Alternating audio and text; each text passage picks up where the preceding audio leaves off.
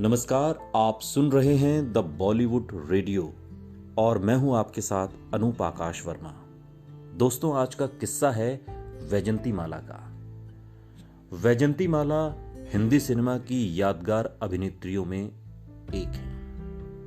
वो कमाल की क्लासिकल डांसर हैं। 50 और 60 के दशक में उन्होंने फिल्मों में अपने डांस से कईयों को दीवाना बना दिया। मल्टी टैलेंटेड वैजंती माला का जन्म 13 अगस्त साल 1936 को मद्रास में एक तमिल ब्राह्मण परिवार में हुआ था। उनके पिता का नाम एम.डी. रमन और मां का नाम वसुंधरा देवी था। उनकी मां 1940 के दशक की फेमस तमिल एक्ट्रेस थी। वैजंती माला ने 13 साल की उम्र में ही एक्टिंग की दुनिया में कदम रखा था। उन्होंने साल 1949 में आई तमिल फिल्म वड़कई से अपनी एक्टिंग की शुरुआत की। हिंदी सिनेमा में उन्होंने साल 1951 में आई फिल्म बाहर से कदम रखा। वैजंती माला की कामयाब फिल्मों में नई दिल्ली, नया दौर और आशा जैसी फिल्में हैं। 1964 में आई फिल्म संगम में निभाया राधा का उनका बोल्ड किरदार और उन पर फिल्माया गाना मैं क्या करूं राम मुझे बुढ़ा मिल गया बहुत लोकप्रिय हुआ। फिल्म ज्वेल थीफ में उन पर फिल्माया गया गाना होठों पे ऐसी बात मैं दबा के चली आई आज भी लोगों की जुबां पर है। वैजंती माला ने साल 1957 में आई फिल्म देवदास में चंद्रमुखी की भूमिका निभाई थी, जिसके लिए उन्हें इस साल का फिल्म फेयर सर्वश्रेष्ठ सहायक अभिनेत्री का पुरस्कार मिला था। इसके बाद उन्होंने साल 1959 में फिल्म मधुमती, 1962 में गंगा जमुना और 1965 में संगम के लिए फिल्म फेयर का सर्वश्रेष्ठ अभिनेत्री का पुरस्कार हासिल किया।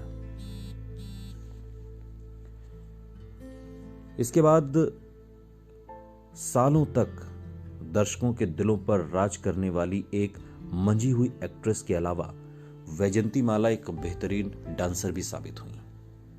वो भरतनाट्यम की डांसर, कर्नाटक शैली की सिंगर और डांस की टीचर भी रही हैं। दिलीप कुमार के साथ उनकी जोड़ी काफी हिट थी।